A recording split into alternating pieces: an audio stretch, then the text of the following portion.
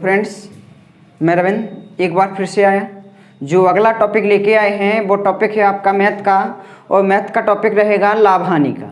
यहाँ से दो टाइप का क्वेश्चन बताएंगे हम, जो इजी तरीके से आप सॉल्व कर सकें। तो पहला क्वेश्चन है आपका स्क्रीन पर। यहाँ से ये कहा जा रहा कि चीनी की कीमत 10% कम हो जाने पर एक उपभोक्ता 270 रुपये में 5 किलोग्राम चीनी ज़्यादा खरीद सकता है। तदनुसार चीनी की मूल्य कीमत और कम हुई कीमत का अंतर प्रति किलोग्राम कितना है। तो हम यहाँ से ये कहेंगे, जो आपका परसेंटेज है, परसेंटेज यहाँ लिखें, यानी कितना 10%, और कितना चीनी अधिक मिल रही है आपको, तो हम कहेंगे 5%। कितना 5 किलोग्राम, कितना चीनी 5 किलोग्राम। अब हम ये कहेंगे यहाँ से कि इस परसेंटेज को आप 100% मान लें। कितना परसेंट 100% बना लें। यदि हम इसमें आप 10 का गुणा कर देंगे तो ये भी, इसमें भी हम 10 का गुणा कर देंगे। तो हम ये कहेंगे यदि 100% बराबर कितना हो जाएगा, तो हम ये कहेंगे 100% बराबर कितना 50 kg। कितना 50 kg। 100% बराबर कितना 50 kg। अब यहाँ से आपका पैसा कितना दिया जा रहा था, तो हम ये कहेंगे पैसा दिया जा रहा था आपका, कितना पैसा दिया जा रहा था 270 रुपये। तो यदि हम वर्तमान निकालें, यदि वर्तमान आ जाएगा 270/50, कितना 270/50, यानी एक जीरो से एक जीरो कैंसिल, यहाँ से काट लें आप 25, और कितना बचा आपका, तो हम कहेंगे 25, 2 बचा, भागनिष्टम बिंदी, और 5 को 20, यानी कितना, तो वर्तमान कीमत कितनी हुई उसकी 5.4। अब यहाँ से हम कहेंगे तो पुराना मूल्य क्या था, ये तो आपका नया मूल्य है। यदि हम कहें पुराना मूल्य क्या था, तो पुराना मूल्य यहाँ लिखें हम, तो पुराना मूल्य, तो जो आपका वर्तमान निकला वहाँ लिखो 5.4 गुणे। अब इसमें कितने परसेंट की कमी हो रही थी, तो हम ये कहेंगे इसमें 10% की कमी हो रही थी। तो ऊपर लिखें आप 100, ऊपर लिखें 100, और नीचे लिखें आप कितने परसेंट की कमी हो रही थी, तो हम कहेंगे 10% की। तो 100 से घटा के लिखेंगे तो नीचे होगा आपका 90। एक जीरो से एक जीरो कैंसिल, एक जीरो से एक जीरो कैंसिल, 9 छक 54, कितना 9 छक 54, यानी 0.6, कितना हुआ 0.6। अब यहाँ से हम गुणा कर देंगे इसमें, तो 10 का गुणा 6 में करेंगे तो कितना 60, लेकिन एक बार दशमलव लगा तो 6.0। अब यहाँ से ये कहा जा रहा था कि जो पुरानी कीमत है और नई कीमत में अंतर बताएं, पुरानी कीमत और नई कीमत में अंतर बताएं। तो हम ये कहेंगे कितना, ये कह सकते हैं कि 5.4 है और 6 है। यदि 6 में से 5.4 चला गया तो बचा कितना 6 रुपये, 0.6 रुपये। तो उसको आंसर कैसे देंगे, हम करेंगे 6 पैसे। कितना पैसे 6 पैसा। यदि बात समझ में आ गई, अगला क्वेश्चन पर चलें यदि हम, तो अगला क्वेश्चन इस प्रकार है हमारा। यहाँ से ये कहा जा रहा, अगला क्वेश्चन है आपका, अगला क्वेश्चन देखें आप, दूसरे नंबर का क्वेश्चन ये है आपका। यहाँ से कहा जा रहा है कुछ पुस्तकों के मूल्य में 40% वृद्धि हो जाने पर मुझे 84 रुपये में पहले से 8 पुस्तकें कम मिलती हैं। यदि आपका परसेंटेज में वृद्धि होगी तो कीमत में गिरावट होगी, यदि आपका परसेंटेज में कमी होगी तो मूल्य में आपकी, यदि क्वांटिटी में आपका अधिक होगा। तो यहाँ से ये कहेंगे कुछ पुस्तकों का मूल्य 40% वृद्धि हो जाने पर मुझे 84 रुपये में पहले से 8 पुस्तकें कम मिली। तदनुसार प्रत्येक पुस्तक का आरंभिक मूल्य ज्ञात कीजिए। कौन सा पूछा जा रहा, आरंभिक मूल्य, यानी पहले का मूल्य पूछा जा रहा। तो हम यहाँ से ये कहेंगे परसेंटेज कितना दिया जा रहा, तो कहेंगे 40%। कितना परसेंट 40%। क्वांटिटी कितनी कम मिल रही है आपको, तो क्वांटिटी देखेंगे हमें 8 पुस्तकें कम मिल रही। तो यहाँ से हम 40% को 100% बना लें, 40% को 100% बना लें। तो यहाँ हम काहे का गुणा कर दें इसमें कि 100% बन जाएगी। तो हम ये कहेंगे आप डायरेक्ट 100/40 कर दें। कितना 100/40, यानी 40 से 40 कैंसल, तो कितना बचेगा आपका 100% बच जाएगा। तो जब 100 का 100/40 का गुणा यहाँ करा तो 100/40 का गुणा हम यहाँ भी करेंगे, 100/40 का गुणा यहाँ भी करेंगे। 8×5 40, यानी 8×5 40, और 20×5 100, यानी कितना, तो हम ये कहेंगे 100% बराबर कितना निकला आपका 20। कितनी पुस्तकें कम मिल रही हैं आपको, तो हम ये कहेंगे 20।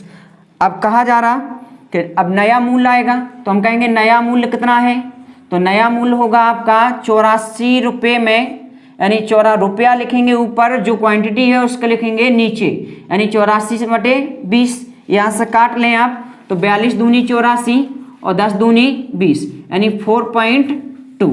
नया मूल्य कितना है आपका 4.2। लेकिन यहाँ से ये कहा जा रहा था कि आरंभिक मूल्य ज्ञात करें। कौन सा आरंभिक मूल्य ज्ञात करें? तो हम कहेंगे प्रारंभिक मूल्य।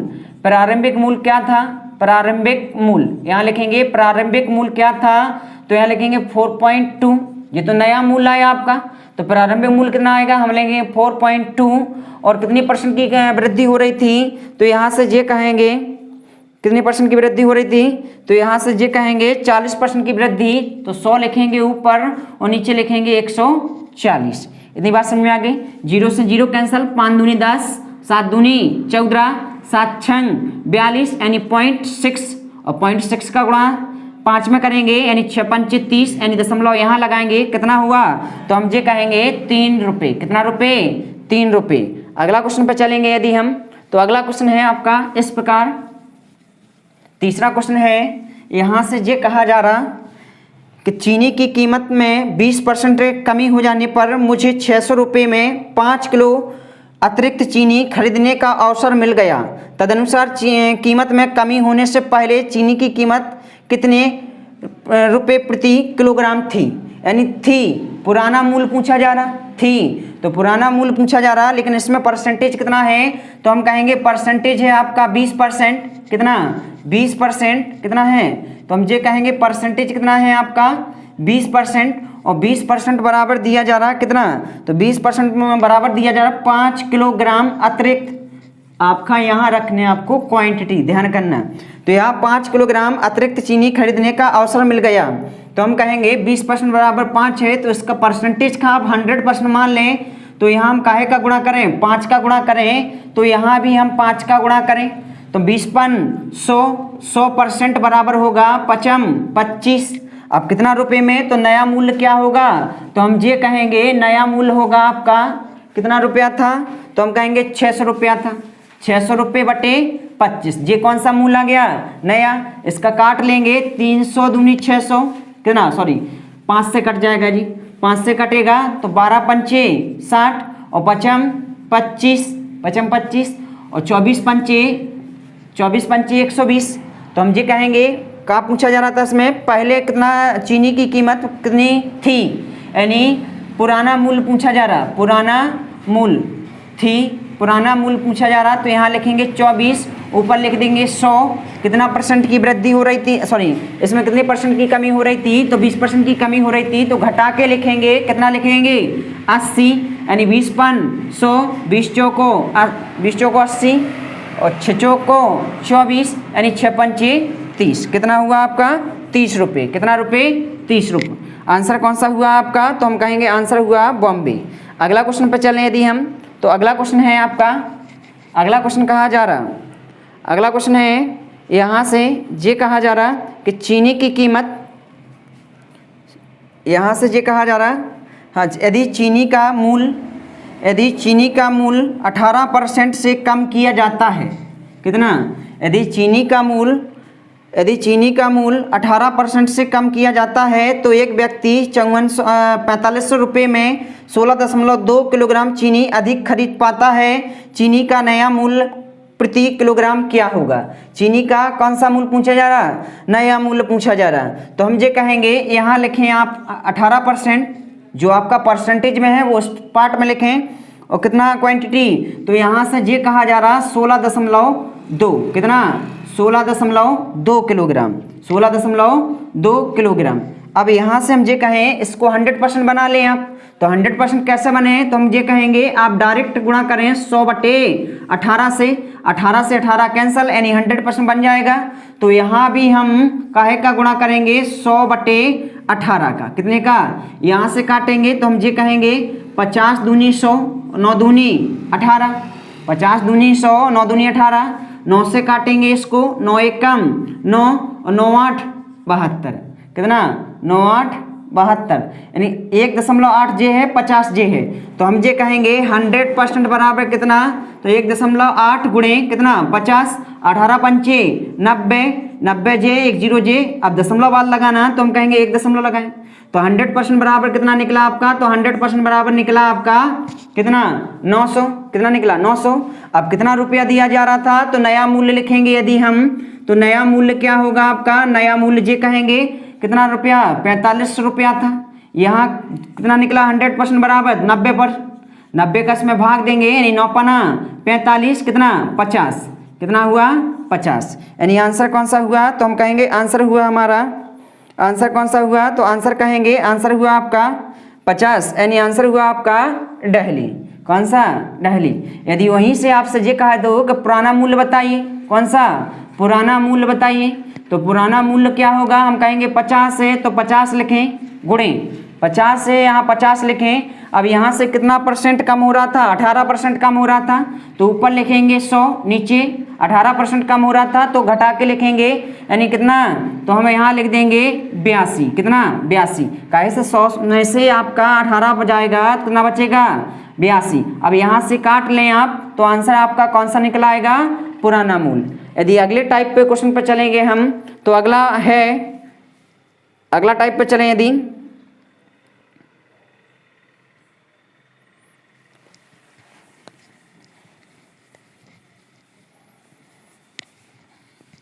नेक्स्ट टाइप है आपका क्वेश्चन। यहाँ से ये कहा जा रहा है एक आदमी एक वस्तु को 20% के लाभ पर बेचता है, एक आदमी एक वस्तु को 20% के लाभ पर बेचता है। यदि उसमें वह 20% कम पर खरीदी होती तो 5 रुपये कम पर बेची होती तो उसे 25% लाभ होता, तो वस्तु का क्रय मूल्य ज्ञात कीजिए। तो ऐसे प्रश्नों को हल करने के लिए हम ये कहेंगे, यहाँ लिखें आप कॉस्ट प्राइस, यहाँ लिखें आप सेलिंग प्राइस। बात समझ में आ गई, यहाँ लिखें कॉस्ट प्राइस, यहाँ लिखें आप सेलिंग प्राइस। अब ये कहेंगे एक आदमी एक वस्तु को 20% के लाभ पर बेचता है।